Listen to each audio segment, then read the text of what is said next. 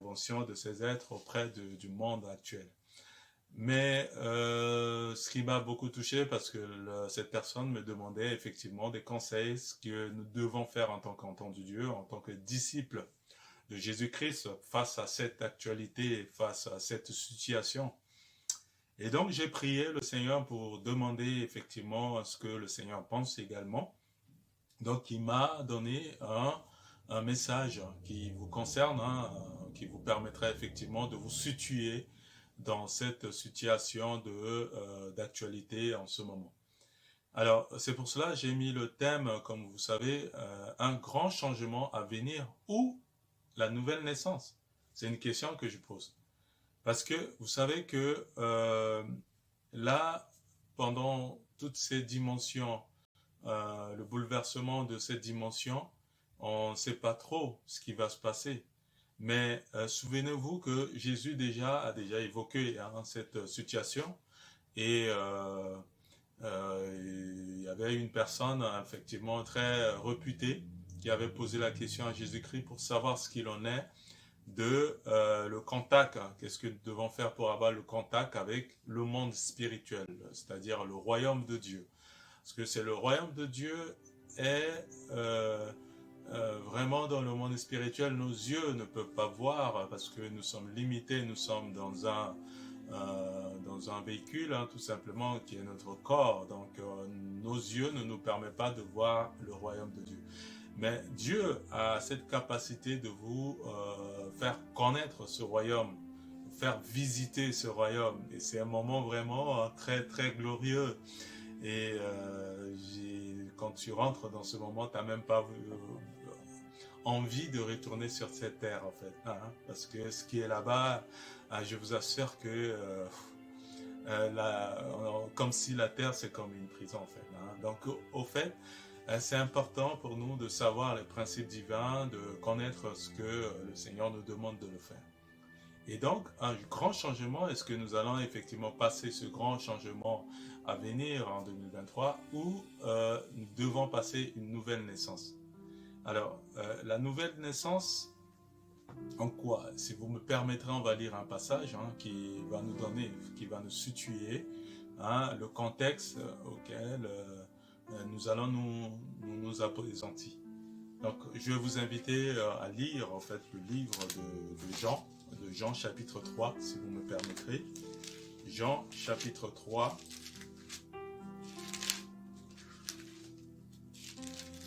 Jean chapitre 3, versets 1 à 3. Alors, à cette époque, il y avait parmi les pharisiens un chef des Juifs nommé Nicodème. Il vint de nuit auprès de Jésus et lui dit, « Rabbi, nous savons que tu es un docteur venu de la part de Dieu, car personne ne peut faire ces miracles que tu fais si Dieu n'est avec lui. » Jésus lui répondit, en vérité, je te le dis, si un homme ne naît de nouveau, il ne peut voir le royaume de Dieu. Voilà la réponse. Voilà la réponse. Jésus-Christ, qui a montré effectivement, parce que quand on est sur la terre en tant que chrétien, je sais que c'est pas tout le monde qui croit en Dieu. Je sais qu'il y a des gens qui sont déjà des élus. Je sais qu'il y a des gens qui sont déjà prédestinés pour le royaume de Dieu, mais qui sont éparpillés dans le monde. Et c'est pour cela l'objectif de JCRV des Nations, c'est de partager le message pour regrouper tout le monde en attente du retour de Jésus-Christ. Nous sommes en train de recruter, de recueillir, de récupérer tous ceux qui se sont perdus dans le royaume de Dieu. Ils étaient venus sur la terre, ils ont oublié leur source et ils sont partout dans le monde entier. Et quand je parle, vous entendez ma voix, vous saurez de quoi je parle et vous venez sur cette chaîne, on va tous se regrouper pour être enseignés par la parole de notre Maître et à ce moment-là, il viendra. Donc, c'est un homme religieux, très connu, très réputé de son époque, qui s'appelle Nicodème. Nicodème venait la nuit, parce que, pourquoi la nuit? Parce qu'il se cache tout simplement, il ne voulait pas que les gens sachent qu'il venait pour poser la question, pour savoir, pour demander des choses en fait. Nicodème était quelqu'un qui était réputé, il connaissait la loi. Il était comme un prêtre à notre époque. Il était comme un chef religieux ou un mon-père dans des églises catholiques ou un pasteur ou un prophète. Mais il lui manquait quelque chose. Il s'est humilié, malgré qu'il a cette connaissance, la connaissance de la loi à l'époque, des commandements, des 10 commandements, il respectait la loi des Juifs. Mais il s'est humilié, il est humble. Et donc, en s'humiliant, il faisait tout pour venir voir Jésus, pour lui poser la question. Et il est venu la nuit pour ne pas qu'il soit... Tu ne pouvais pas faire parce que Nicodème a beaucoup compté le nombre de miracles que Jésus faisait. Il faisait tellement de miracles à tel point qu'il était vraiment stupéfiant. Il était très étonné de voir comment un homme qui parle de la loi, de la parole de Dieu, qui produisait de miracles. Et c'est là où Nicodème voulait savoir le secret. Parce qu'il était sûr et certain, Nicodème, il était sûr et certain que Jésus-Christ était le royaume des dieux. Jésus-Christ est la porte du ciel. Jésus-Christ est la porte du royaume de Dieu. Personne ne peut passer outre que par Jésus-Christ. Si tu veux, si tu as le désir, tu as l'envie, le souhait d'hériter le royaume de Dieu, ben, tu ne peux que passer par Jésus-Christ.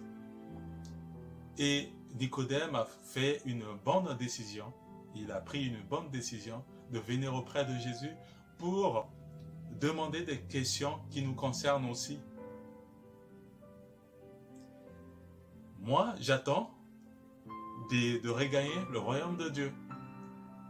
Toi, je ne connais pas ton avis, ton souhait, mais je sais que si tu es un enfant de Dieu, ben tu chercheras à avoir l'accès à ce royaume qui est un royaume éternel et que tu auras la vie en abondance de l'éternité en éternité.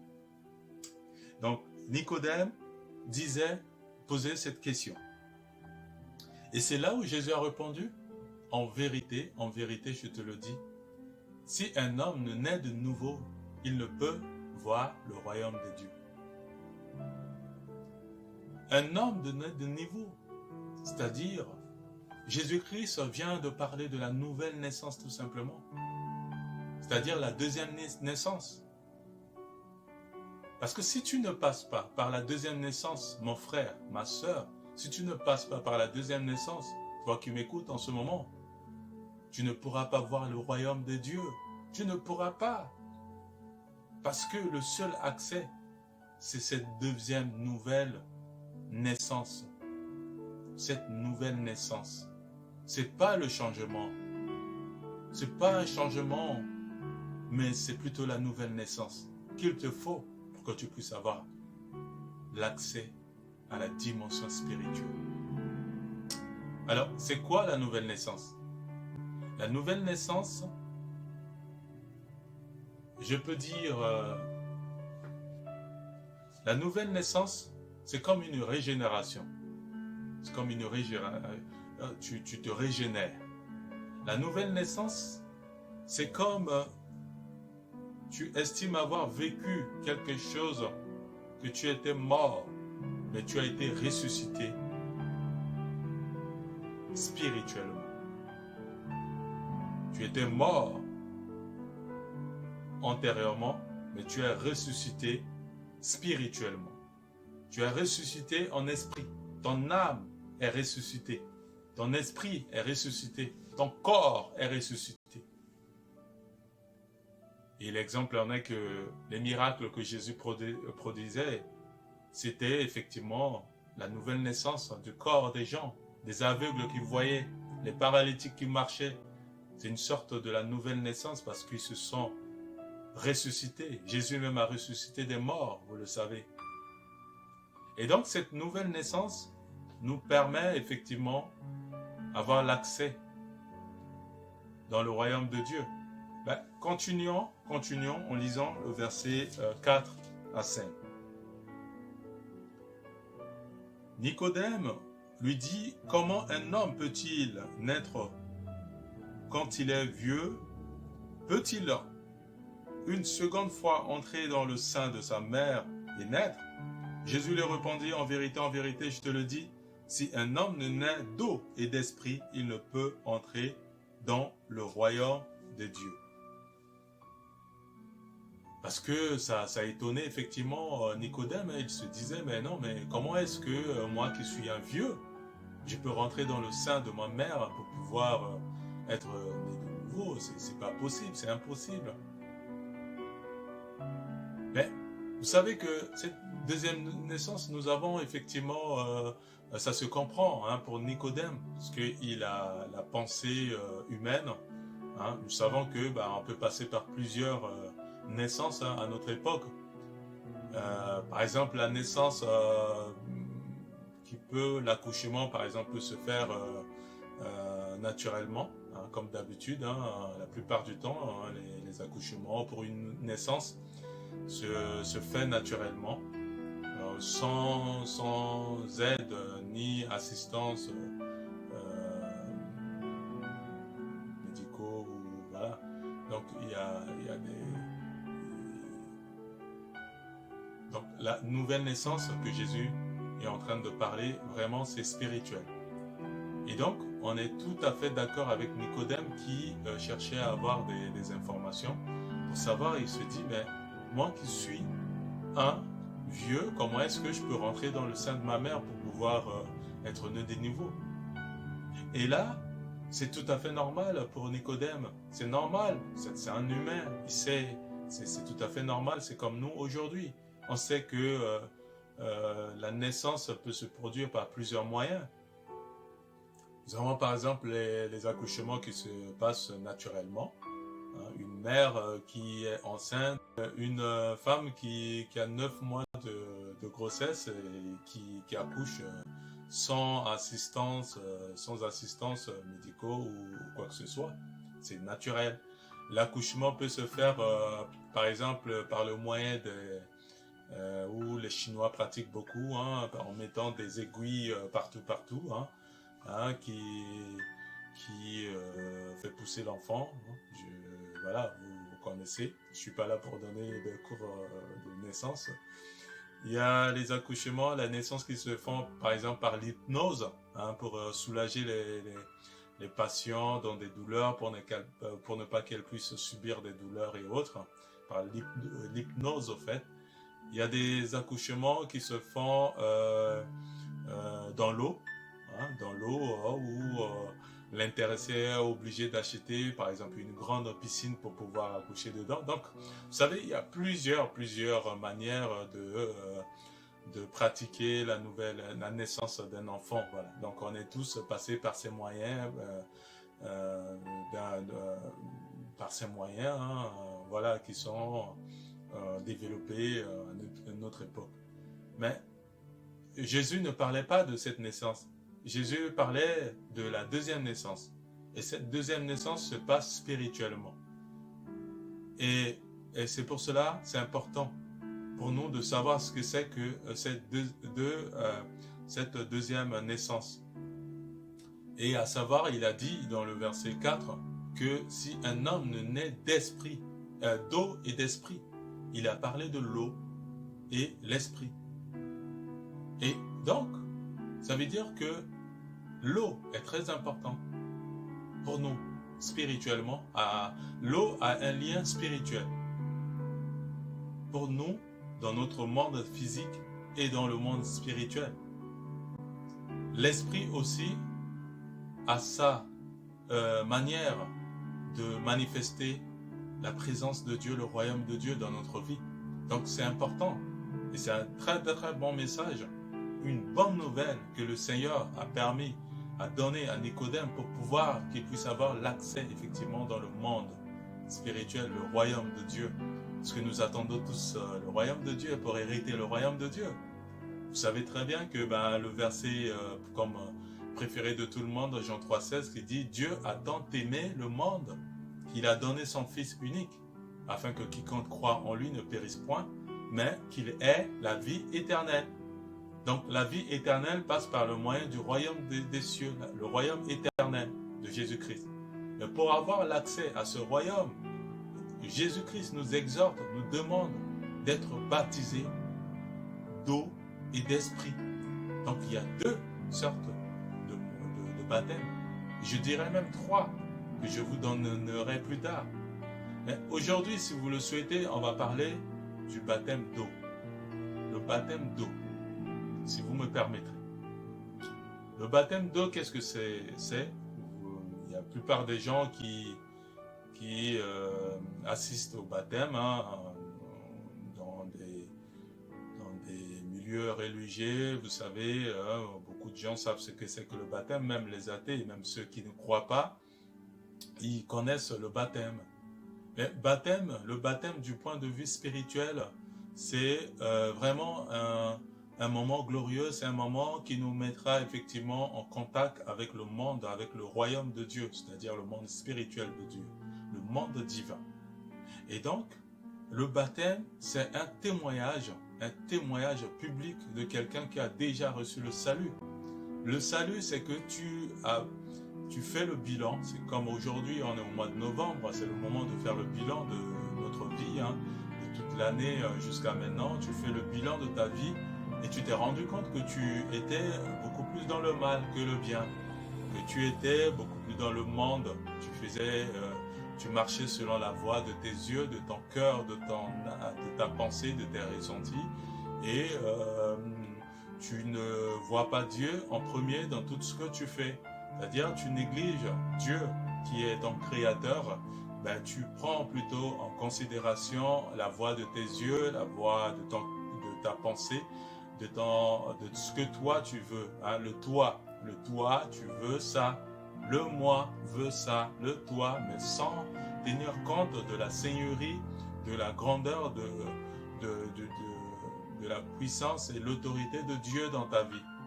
Et donc, tu fais un bilan de ta vie et tu t'es rendu compte que tu es en train de marcher sur un chemin vraiment épineux et un chemin qui te mène à la mort.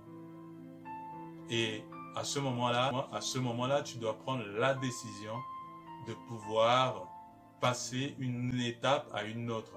Et c'est ça le salut. Le salut, tu prends vraiment une décision de te repentir, d'abandonner tout ce qui est mauvais, tout ce qui est comme péché dans ta vie et de revenir au Seigneur, de croire en Jésus-Christ comme ton Seigneur et Sauveur. Parce que c'est Jésus-Christ la seule porte qui mène au royaume des dieux. Le royaume de Dieu, c'est Jésus-Christ qui est le pont qui mène au royaume de Dieu. Donc, une fois passé cette étape de croire en Jésus-Christ, d'accepter Jésus-Christ et de croire en Jésus-Christ comme ton Seigneur et Sauveur, alors tu prends maintenant la décision d'être baptisé d'eau. Et donc, comme je disais, le baptême, c'est un témoignage public. Tu dois témoigner publiquement, tu dois témoigner devant tout le monde, devant les gens, les femmes, devant les enfants, devant le monde spirituel qui nous entoure, devant les témoins spirituels et les témoins physiques humains, que tu appartiens maintenant au Seigneur Jésus-Christ. Et quand tu prends cette décision de témoigner en te plongeant dans l'eau pour effacer, pour avoir l'accès à la suppression de tes péchés, pour obtenir la grâce de Dieu. À ce moment-là, tu passes un baptême. Permettez-moi, si vous le souhaitez, de lire par exemple dans le livre de Romains, Romains chapitre 6, verset 4. Romains chapitre 6, verset 4.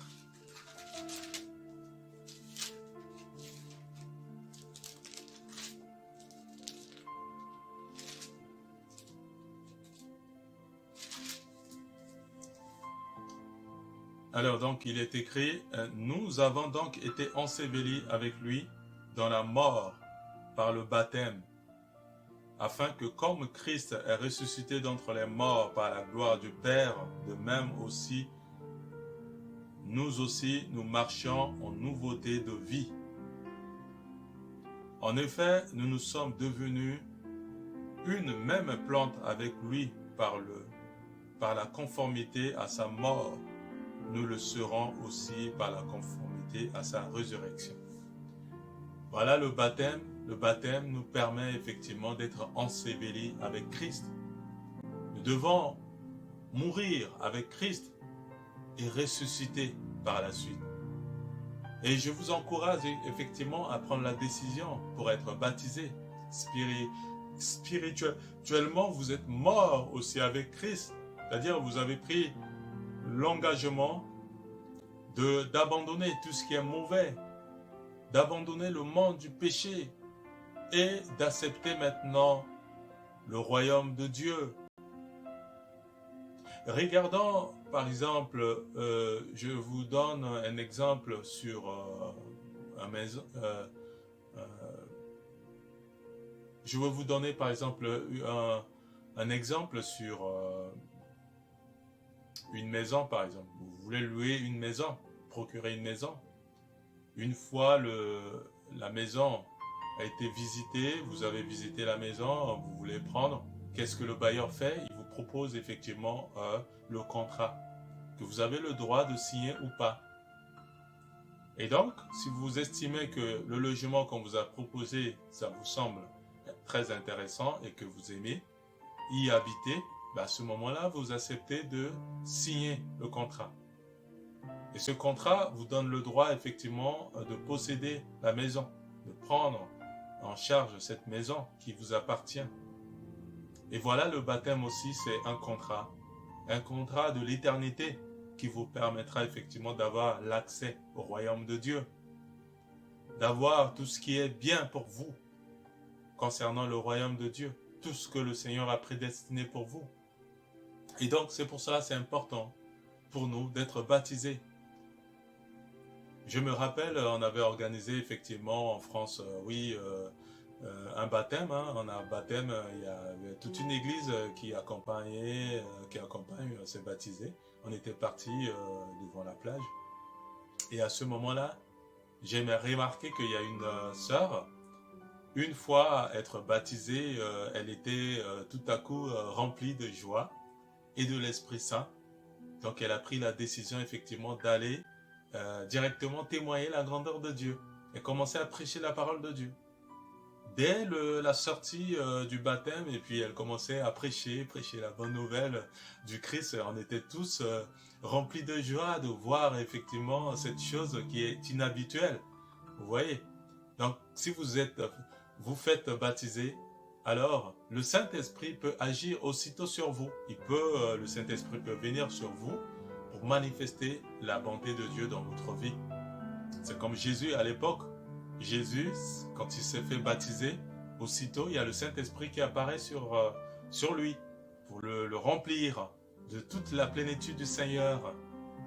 Donc, je t'encourage, toi qui m'écoutes en ce moment, je t'encourage, mon frère et ma soeur, si tu n'es pas encore baptisé, prendre cette décision, c'est une bonne décision pour ta vie, d'avoir ce bonheur d'être baptisé. Je ne pourrais pas te dire si tu n'as jamais vécu ça.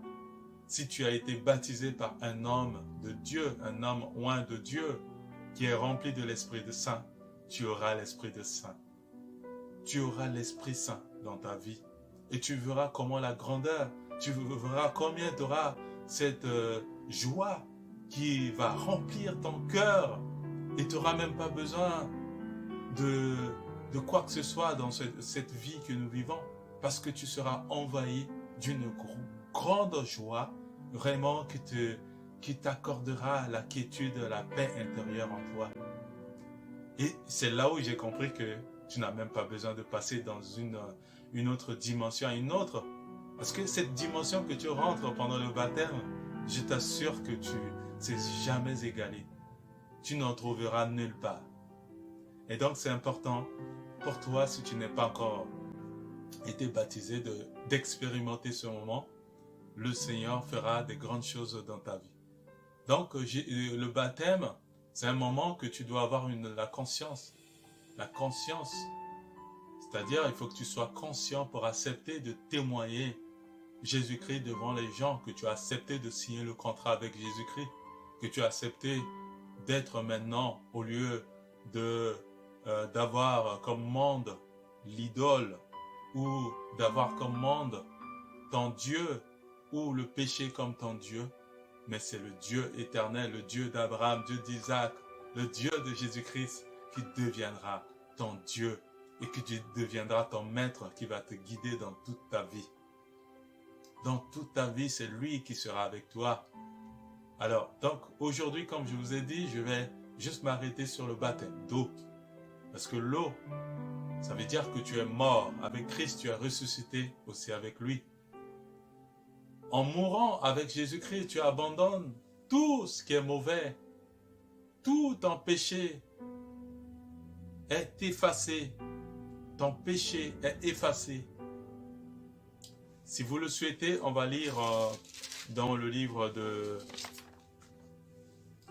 1 Pierre, chapitre 3. 1 Pierre,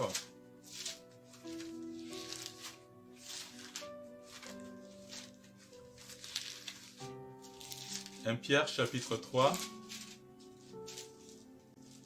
verset 2. Non, verset 21 plutôt. 1 Pierre, chapitre 3, verset 21.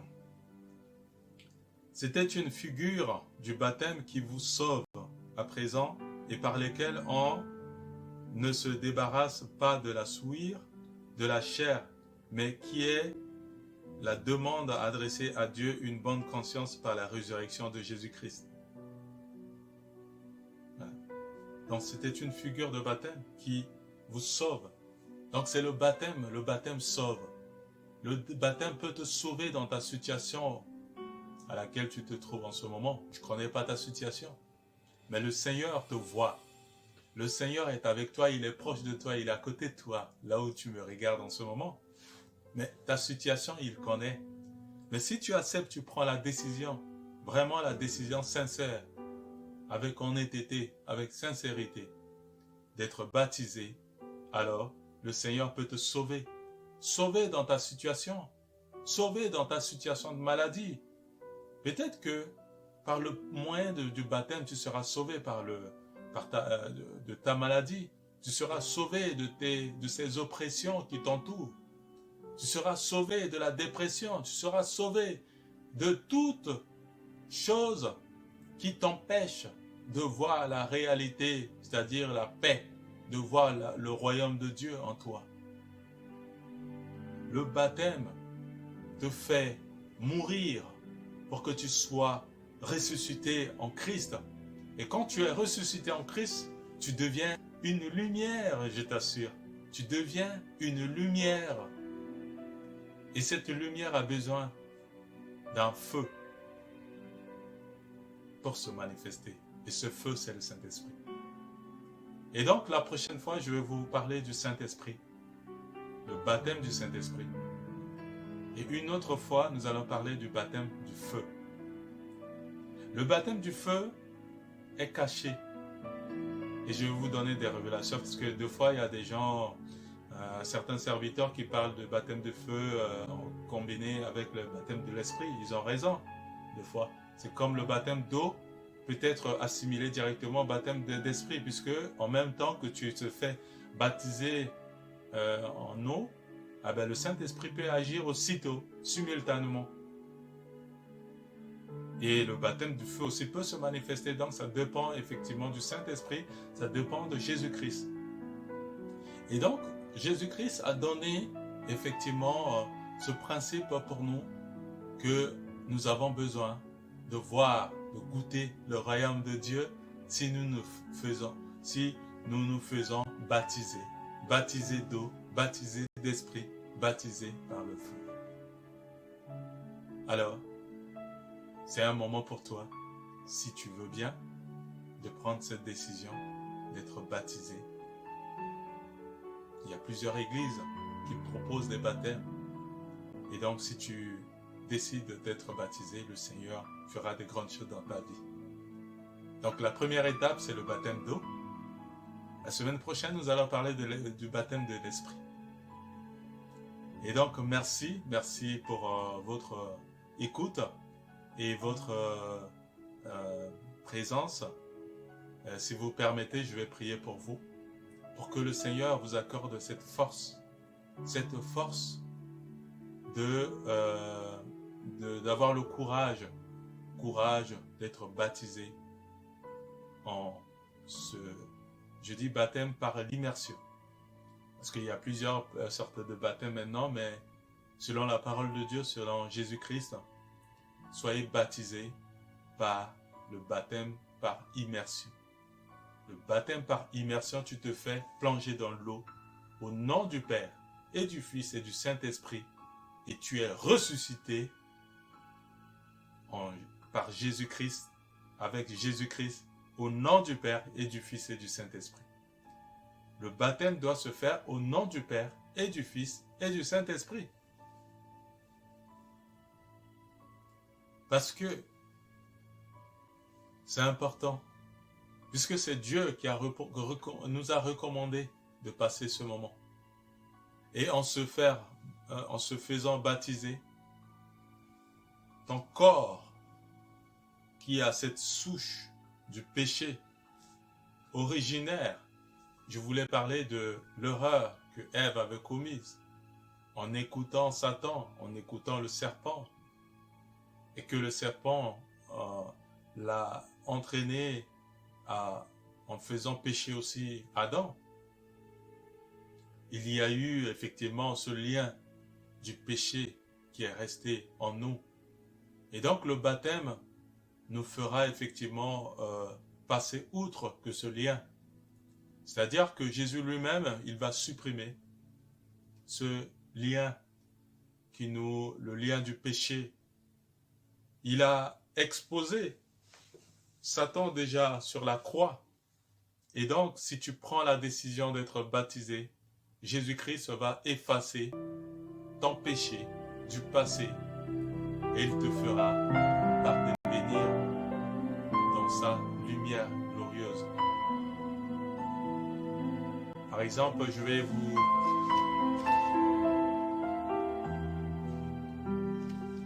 dans Matthieu chapitre 3, Matthieu chapitre 3 verset 6.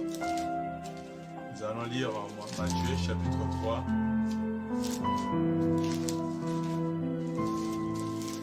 Matthieu chapitre 3 verset 6. Et ils se faisaient baptiser par lui dans le fleuve du Jourdain en confessant leurs péchés. Donc ils étaient baptisés en confessant leurs péchés. Il est important pour nous, si tu prends la décision effectivement d'être baptisé, il est important pour toi, il est important pour moi de confesser nos péchés.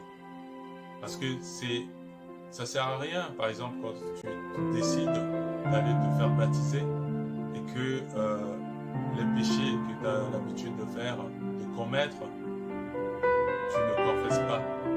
Et c'est pour cela que j'avais dit, il est important de faire un bilan de sa vie, de voir quelle quantité de péché qu'on a l'habitude de commettre. Et à ce moment-là, avant de pouvoir se faire baptiser, tu confesses tes péchés, tu te repens devant le Seigneur, demande-lui pardon. Pardon parce que tout ce qui est sorti de ta bouche n'est que des épines pour écraser, pour tuer, pour faire du mal aux autres. Tu demandes pardon pour ta bouche. Tu demandes pardon à Dieu pour tes yeux qui regardent, qui commettent des péchés, qui regardent les gens méchamment, tes yeux qui font du mal en regardant les gens méchamment, en souhaitant dans ton cœur leur mort, leur trébuchement.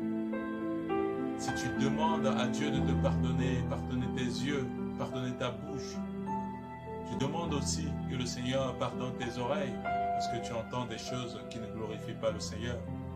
Au lieu d'écouter la parole de Dieu, tu ne fais qu'écouter les voix qui te mènent dans la voie de perdition. Tu ne fais que suivre les mauvais conseillers. Tu ne fais que suivre les personnes méchantes. Tes oreilles ont entendu ces choses et tu as écouté, tu as respecté ce qu'ils t'ont dit alors que tu sais que c'est mauvais. Que le Seigneur pardonne tes oreilles, que le Seigneur pardonne tes mains. Tu as touché des choses qui sont vouées à l'interdit selon la parole de Dieu. Que le Seigneur pardonne tes pieds. Que tu vas dans des endroits où tu profites de rien spirituellement vis-à-vis de la parole de Dieu. Voilà, ce sont les genres de pardon que tu devais demander au Seigneur. Tu connais tes péchés plus que moi. Tu connais tes péchés personnellement. Et tu as ce pouvoir, tu as cette capacité de demander pardon au Seigneur. Et voilà, c'est important de pouvoir, quand tu veux t'approcher devant le Seigneur pour te faire baptiser, tu dois te repentir de tous tes actes mauvais afin que la main du Seigneur, la main de grâce du Seigneur puisse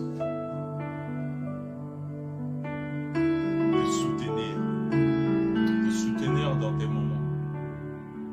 Jésus-Christ t'aime. Jésus-Christ, il est la résurrection et vie. Jésus-Christ veut que tu puisses avoir l'accès dans son royaume. Jésus-Christ t'aime tel que tu es, quelle que soit ta situation. Il veut te libérer de toutes ces situations. Si tu ne t'es pas fait baptiser, prends cette décision. Abandonne le mal, abandonne le monde. Viens à Jésus-Christ. Il te donnera la vie en abondance. Tu auras la possibilité de goûter le royaume du Seigneur, de voir les merveilles du royaume du Seigneur Jésus-Christ. Parce que son royaume est éternel. Son royaume n'est pas comme le monde auquel tu te dis, ben non, tu es né. Après, tu es adulte. Et après, tu deviens vieux. Et après, ou vieille. Ou après, tu dois partir de ce monde. Mais non, le royaume de Dieu est éternel. Donc, il est important pour toi de te préparer pour ce royaume, de vivre éternellement avec le Seigneur. Et c'est une bonne chose pour toi. C'est une bonne nouvelle pour toi. C'est une bonne chose. Tu dois remercier le Seigneur, tu dois glorifier le Seigneur parce qu'il a préparé des bonnes choses pour toi. Tout simplement, si tu te repens et que tu prends la bonne décision d'aller te faire baptiser, alors tu goûteras le royaume de Dieu. Mais ce n'est qu'une première étape. La deuxième étape, effectivement, je vous parlerai la prochaine fois du baptême de l'Esprit. Alors, donc, si vous êtes content, si vous avez reçu ce message, n'hésitez pas à nous écrire, nous faire part de vos ressentis. Nous sommes toujours là, effectivement, pour prier pour vous, pour subvenir, prier pour que le Seigneur vienne à votre secours. Si vous me permettrez, je vais prier pour vous. Seigneur, Dieu de grâce, Dieu de bonté, Dieu d'amour, Dieu de grâce, nous te remercions pour ton amour et ta grâce. Merci Père éternel, je ne connais pas cette personne qui m'écoute en ce moment, mais tu es là, tu es omnipotent, omniscient, omniprésent Seigneur, que ta présence la touche en ce moment Père, et que sa vie Seigneur soit transformée, que la chaîne Père du péché tombe dans sa vie, afin qu'elle puisse prendre Père la décision sincère pour se faire baptiser Père éternel, mon Dieu, mon roi. Qu'elle prenne qu'elle soit consciente de décider, Père, d'aller se faire baptiser. Car tu as dit l'accès, Seigneur Jésus-Christ, qui nous permettra, Père, d'avoir l'accès à ton royaume, c'est le baptême d'eau et d'esprit. Mais que ton Esprit Saint, Seigneur, accorde cette force à cette personne, l'encourage, Père, pour qu'elle puisse prendre la décision sincère pour se faire baptiser. Nous te remercions, Seigneur Jésus-Christ, pour ton amour dans sa vie. Et ta grâce, Seigneur, repose sur cette personne et que cette personne témoigne ta grandeur. Béni soit ton nom, l'Éternel Dieu, si cette personne est malade ou elle se trouve dans une situation difficile, qu'elle n'arrive pas à se libérer, Seigneur Jésus-Christ, de ces obstacles, de ces difficultés, l'Éternel Dieu. Sauve-la, Père. Sauve-la, Jésus-Christ. Si elle a des difficultés, Père, pour se lever, pour marcher, pour aller à l'église, afin de se faire baptiser, l'Éternel Dieu, tu es le Dieu, Seigneur Jésus-Christ, de résurrection. Ressuscite cette personne de cette maladie. Ressuscite cette personne, que ces membres qui sont paralysés en ce moment, Seigneur, soient ressuscités, soient régénérés, que ces membres soient régénérés au nom de Jésus-Christ. Je veux prier pour toi qui es paralysé en ce moment, que la puissance de la résurrection, la puissance de régénération de Jésus-Christ te ressuscite en ce moment. Que la puissance de la résurrection de Jésus-Christ transforme ton corps en un corps de la résurrection au nom de Jésus-Christ. Qu'il y ait une vie qui entre en toi. Que la vie de Jésus-Christ entre en toi. Entre dans tes paralysies au nom de Jésus-Christ de Nazareth. Je prie maintenant pour que ton corps soit régénéré. Que ton corps qui ne fonctionne pas, ton corps qui ne fonctionne pas, l'organe de ton corps qui ne fonctionne pas, que cela soit régénéré au nom de Jésus-Christ. Au nom de Jésus-Christ de Nazareth. Et que tu puisses avoir le courage, la force de se faire baptiser d'eau par immersion, afin que tu puisses bénéficier l'accès à l'Esprit de Dieu. Que Dieu te bénisse. Merci. Sois béni. Que la paix du Christ soit sur toi. Le Seigneur Jésus-Christ t'aime. Nous allons nous retrouver la semaine prochaine. Restons dans la foi. Restons dans l'amour du Seigneur qui est l'amour agapé. Soyez tous bénis. Merci. À bientôt.